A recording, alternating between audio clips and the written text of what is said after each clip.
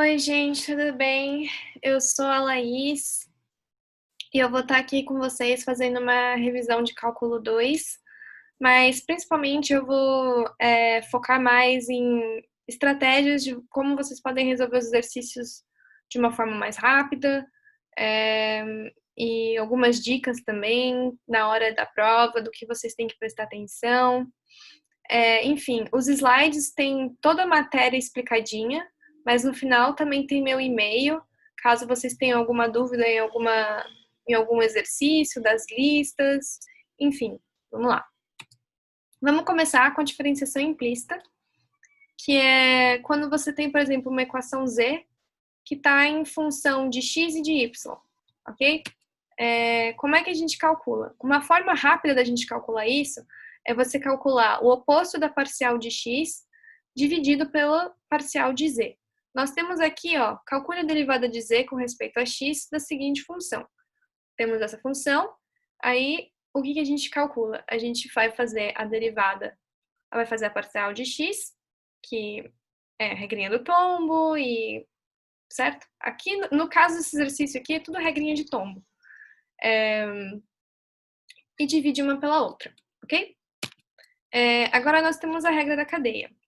A regra da cadeia nada mais é do que uma diferenciação implícita, só que com um passinho a mais. Porque antes, ele te pedia para você calcular a parcial de z em função de x. Agora, ele vai pedir para você calcular a parcial de z em função de t. Só que não tem como você fazer isso, porque t não está diretamente relacionado a z, ok? Então, vocês primeiro teriam que calcular, como eu tenho aqui escrito, a parcial de z em função de x, depois a derivada de x em função de t, que eu tenho anotadinho aqui, ok? E uma dica que eu dou, gente, para quando vocês encontrarem exercícios desse jeito, é sempre escrever essa equaçãozinha aqui de resolução. Como que você resolve? A derivada total de z, né? A derivada total de z sobre a derivada total de t e as parciaizinhas, ok? Depois você, quando o exercício der, né, você substitui tudo e chega no resultado final, que no caso desse exemplo é 7t à sexta. Isso é para quando a gente tem uma variável. Agora, quando a gente tem duas variáveis, vocês têm que fazer separado, certo? D em função de S, no caso aqui, depois D em função de T, ok? Esse aqui é um exercício exemplo que meu professor passou pra gente no semestre passado, que ele pede, na verdade, para você calcular a derivada de U somente em função de S. Aqui no caso nós temos RS, mas ele pediu só S. Então é igual ao que a gente calculou para uma variável, ok? Agora, a segunda derivada parcial, gente, isso aqui eu deixei só para dar uma introduçãozinha para fixar mesmo como é que vocês vão ter que calcular os próximos conteúdos que a gente vai ver. Porque a segunda derivada ela é muito importante tanto para Cobb-Douglas, né, a função de produção, quanto para otimização também. Então, é mais um lembretezinho, ok? Então, vamos lá. A função de produção é essa aqui que a gente tem aqui explicada, né? Trabalho e capital. E uma dica que eu dou, gente, é focar muito na interpretação dos resultados. Porque na prova final do semestre passado, foi exatamente isso que os professores cobraram. Pelo menos na minha turma, meu professor cobrou muito. Meu professor era o Plínio, para quem não. Meu professor era o Plínio, semestre passado, e ele pedia bastante a explicação do resultado. O que o resultado significa? Então, aqui eu deixei explicado para vocês o que a primeira derivada, né? Por exemplo, eu estou calculando aqui a derivada da produção em função do capital. com o resultado que a gente obteve aqui dessa equação exemplo, deu um valor positivo. Então, significa que a produção está variando de forma crescente. O que isso quer dizer? Por exemplo, no mês 1, você produziu 2 unidades. Daí, no mês 2, você produziu 10 unidades. Ok? Teve uma variação crescente, certo? Agora, o que a segunda derivada da produção, P em função do capital, significa? Significa a variação da variação. O que isso quer dizer? Por exemplo, no mês 1, como eu tinha falado, a gente produziu 2 unidades, certo? No mês 2, a gente produziu 10. Aumentou, teve uma variação de 5 vezes mais, certo? Foi o quíntuplo. Se a gente fosse pensar, por exemplo, que a taxa de, por exemplo, cresceu a produção para 50, significa que foi 5 vezes mais, ou seja, não teve variação. Aqui, o que seria o resultado aqui? Zero, certo? Porque não teve variação. Se continuasse, que não teve variação da variação, tá? É isso que eu quis dizer. Porque, por exemplo, se fosse para 50 no mês 3, então continua o quíntuplo, certo? Então quer dizer que não teve variação. Só que, por exemplo, se fosse para 100, aumentou 10 vezes mais. Então quer dizer que a variação variou de uma forma crescente, ok? Mas vamos dizer, por exemplo, que nem nesse exercício aqui, que deu um sinal negativo. Significa que a variação da produção, a variação da taxa de variação foi decrescente, ok? Que é a famosa lei dos rendimentos decrescentes, que se você colocar na prova isso, o professor vai ficar bem feliz. Se o sinal aqui for negativo, ok? Um outro exercício que vocês têm que focar na interpretar é a análise de demanda dos produtos e se os produtos são normais ou não. Aqui nós temos, né, os produtos, dois produtos relacionados, eles podem ser substitutos e podem ser complementares ou podem ser independentes. Na minha prova, o meu professor tinha pedido para a gente dar exemplos de produtos substitutos e complementares. Foi só produtos substitutos e complementares mesmo. Acho que eu não me lembro dele ter falado de independentes. Mas, então, por exemplo, substitutos você pode pensar em produtos que competem.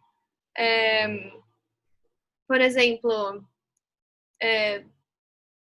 vinho e cerveja, ou duas marcas de cerveja diferentes. Agora, complementares seria arroz e feijão, certo? Porque o que significa, né? Substitutos complementares. Substitutos é que, por exemplo, quando você aumenta o preço de um produto B, a demanda do produto A vai aumentar. Por quê? Porque o preço mais caro de um produto faz diminuir a demanda, certo? Você não vai querer pagar mais por um produto. Então, você vai recorrer a um outro produto, entendeu? Produto A, no caso. Dando um valor positivo. Agora, complementares é quando, por exemplo, você aumenta o preço de um produto e, consequentemente, vai diminuir a demanda de outro. Que é o caso do arroz e feijão. Se você aumenta o preço do feijão, a demanda do arroz vai cair. Ok?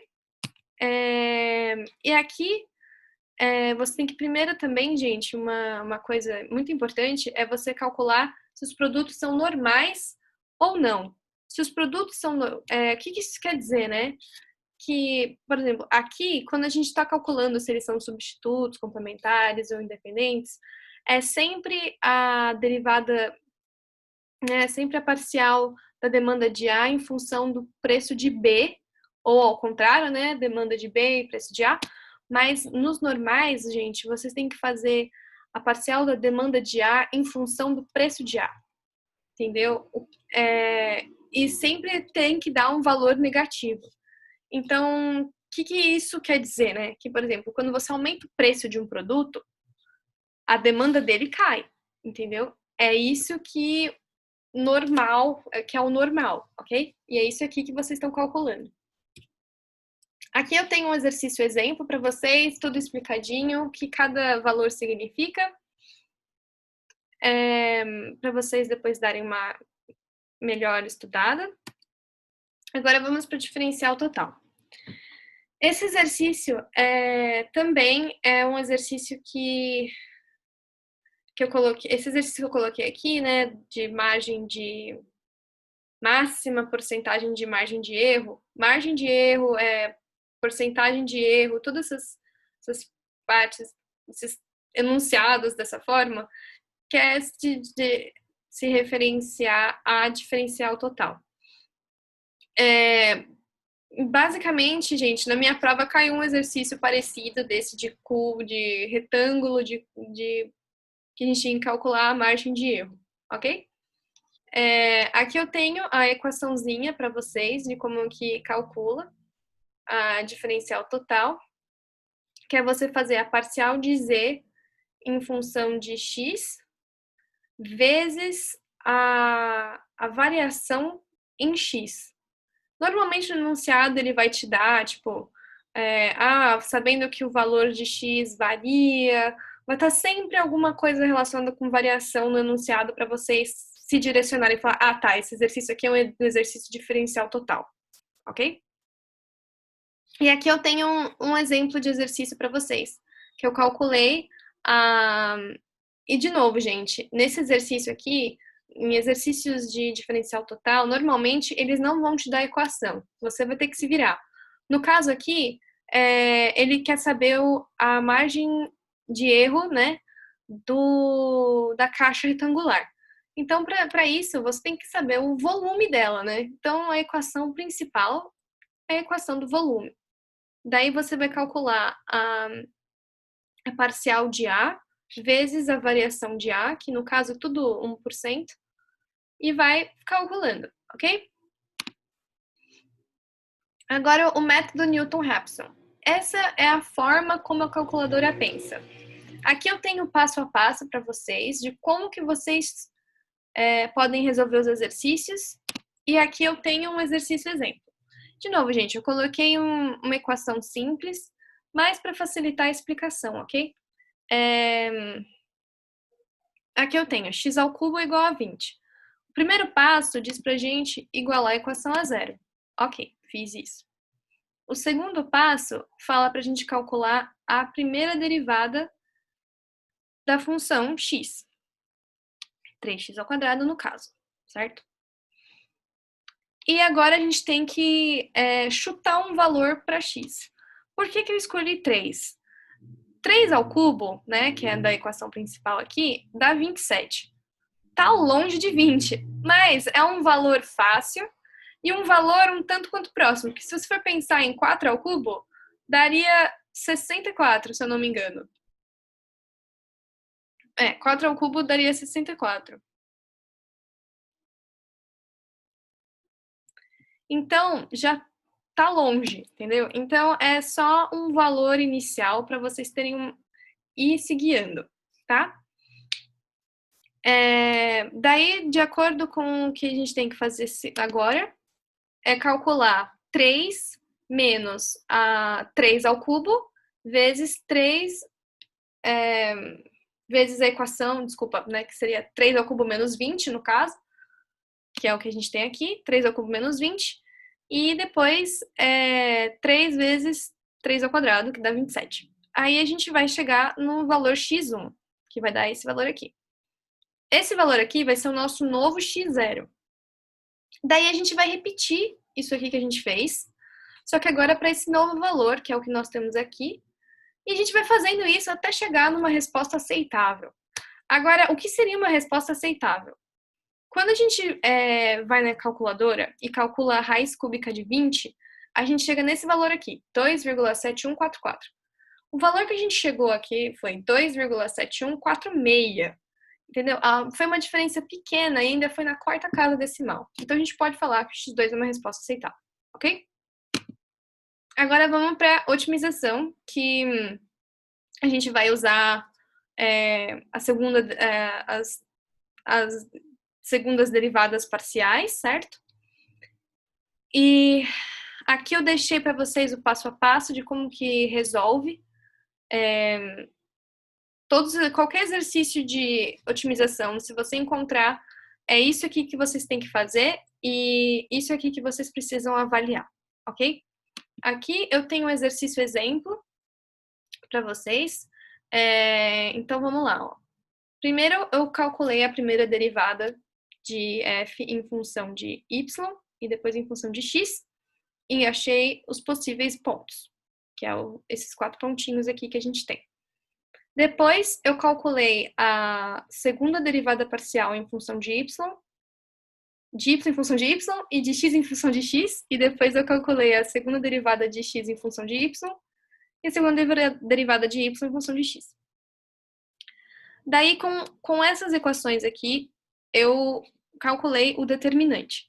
Aqui, gente, eu não coloquei f de x, y e f de y, x, porque é zero. Mas se fosse algum valor diferente de zero, eu teria que subtrair o quadrado, porque esses dois valores aqui sempre tem que dar igual, ok? Agora, a gente só precisa substituir na função do determinante os valores de x e y desses pontos aqui e observar se o resultado final é maior que zero, menor que zero ou igual a zero. O mesmo vale para a segunda derivada de x em função de x. Se for um valor positivo, e o determinante também, se for um valor positivo, então ele é o mínimo local, ok? De novo, gente, é só vocês seguirem com essas regrinhas aqui. Se o determinante for positivo e a segunda derivada parcial de f de x também for positiva, então nós temos um mínimo local. Mas se a segunda derivada de x for negativa, então nós temos o máximo local, ok? É só seguir com essas instruções que estão aqui. Agora o método do mínimo quadrado. Nós temos a regressão linear, a regressão exponencial e a regressão geométrica. Aqui eu anotei para vocês o passo a passo de como que você resolve esses exercícios na calculadora financeira. Agora, quem não tem calculadora financeira, e uma dica que eu dou, além de só usar essa fórmula que eu deixei aqui, é o que eu deixei aqui anotadinho. Façam uma tabela com os valores de xi, yi, x vezes y e x ao quadrado. E com a somatória embaixo, porque vai ajudar muito, porque se vocês forem avaliar aqui, ó, é sempre a somatória de x, y, toda vez é a somatória, ok? Aqui eu tenho, de novo, como eu falei, aqui eu tenho o passo a passo de como que você resolve na calculadora financeira. E prestem atenção na hora, porque, por exemplo, os valores que vocês vão chegar aqui na calculadora financeira não é o valor de A, por exemplo, o Azão aqui. Na verdade, você vai achar o Azinho, certo? O Azinho, no caso, ele não é, ele é o resultado do ln de A. Então, o que a gente tem que fazer? A gente tem que elevar o E ao Azinho para achar o A, ok? Esse agora também, análise do limite, é uma matéria que eu acho que vocês têm que dar maior importância, porque eu lembro que na minha prova caiu um exercício bem complicadinho de análise do limite.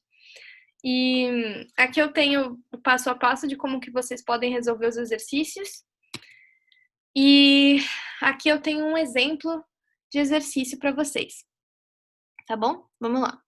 Uma empresa de tecnologia possui 2 modelos de smartphones, A e B. O custo de produção unitário de A é 300 e de B é 400. Devido a restrições no orçamento, a empresa pode gastar apenas 12 mil por dia. A capacidade da mão de obra permite a produção máxima de 35 smartphones por dia. Se a margem de contribuição por unidade é 60 para A e 70 para B, qual é a máxima produção que maximiza a margem de contribuição de A e de B? Então, gente, assim como na diferenciação total, nessas análises de limite, eles não vão te dar a equação, como a gente está vendo aqui. Vocês vão ter que montar. Então, essa é a primeira coisa que vocês têm que fazer. Vocês têm que ler o exercício, avaliar os valores, tentar entender ali as restrições que ele está te dando e montar as equações. Então, o que o exercício me fala? Ele me fala um limite de custo e ele me fala um limite de capacidade de produção diária, que seria os 35 unidades por dia e o tanto que ele pode gastar. Ele diz que a produção de A, o custo unitário de A é 300. Então, eu adotei a Azão como sendo as unidades de A, produzidas de A, e Bzão como as unidades produzidas de B. Tá? Aí aqui eu tenho as equaçõezinhas. E nós temos que montar a equação da margem de contribuição, que é a nossa equação principal, que é essa equação aqui que vai nos dar a resposta, certo? Então, vamos lá. Aqui a gente tem o exercício todinho resolvido e como que a gente tem que fazer. Primeiro, gente, uma dica que eu dou é montem o gráfico para determinar o domínio. Montem o gráfico. Se vocês não têm régua, tentem pelo menos fazer de uma forma que tenha alguma proporção, que não fique muito diferente do que deveria ser, ok? Mas tentem montar um gráfico, coloquem os valores nos eixos para vocês se guiarem certinho, ok? Então, ó, primeiro nós vamos determinar o domínio e os pontos críticos, que são os pontos que a gente de fato vai usar. E eles são uma resposta do domínio, certo? Porque a gente vai achar, ó, como a gente pode ver aqui, a gente vai achar vários pontos, mas não são todos eles que a gente vai usar. A gente não vai usar aqueles que estão fora do domínio, que no caso aqui é o ponto onde A é 40 e B é 0, e onde A é 0 e B é 35, porque eles excedem o limite que a gente tem aqui, tá bom? E não esqueçam também de calcular o ponto de intersecção das retas. Ver se ele existe ou não, porque no caso desse exercício aqui, ele é a resposta, mas às vezes ele pode até não ser a resposta, mas ele vai te ajudar a determinar se ele é mínimo, ou se ele é máximo, ou se... Enfim, ou se ele contribui de alguma forma.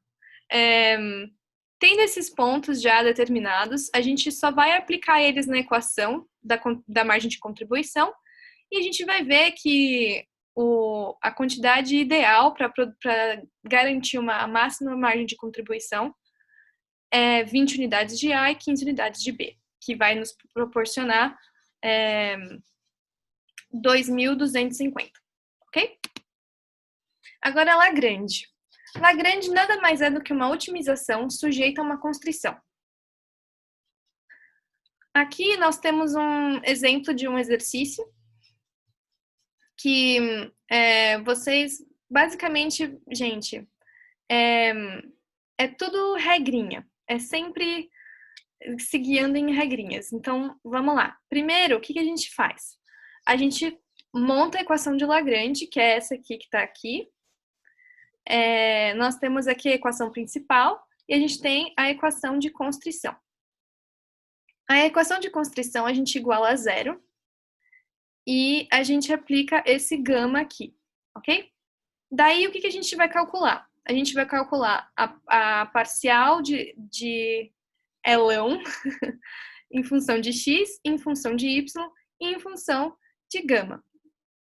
Depois, nós vamos montar um sisteminha para tentar encontrar, por exemplo, os valores de x e y, chegando a 1,2 e 3,6.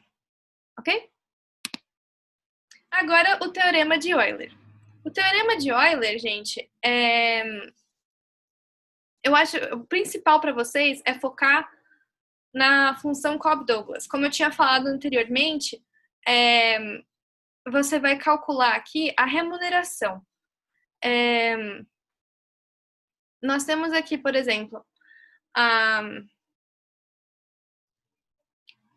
aqui é a equação mesmo de Euler, do teorema dele. E aqui é a aplicação para o Cobb-Douglas. Nós vamos ter a produtividade marginal de capital e a produtividade marginal de trabalho. Daí, o que a gente vai fazer? A gente vai adotar Tzinho como sendo a produtividade marginal de capital. S é o preço de venda unitário. E C vai ser a produtividade marginal de trabalho em vezes o preço de venda unitário. Depois, gente, é só vocês substituírem na equação e vocês chegam nessa equação final aqui, ok? E daí aqui nós temos alguns exercícios para ajudar a guiar. Aqui, por exemplo, ele pede para você calcular a produtividade marginal do trabalho, que é essa equaçãozinha aqui. E, gente, aqui nós temos vários exercícios resolvidos de Euler para Cobb-Douglas. E é isso, gente. Boa prova. Aqui, ó, tá meu e-mail. Então, qualquer coisa é só me mandar que eu tento ajudar vocês a resolverem algum exercício em específico ou algum conteúdo que não ficou muito claro. Eu realmente espero que vocês façam uma ótima prova e que esses slides tenham ajudado vocês, tá bom? É isso, gente. Tchau, tchau. Até mais.